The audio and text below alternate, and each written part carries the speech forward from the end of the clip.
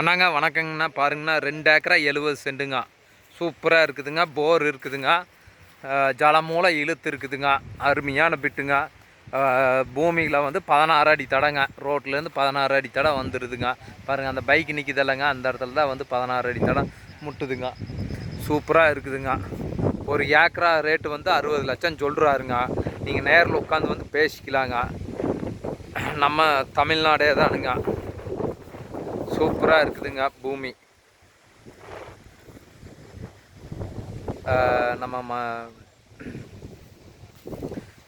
வேந்தாவளையத்திலிருந்து ரொம்ப பக்கங்க.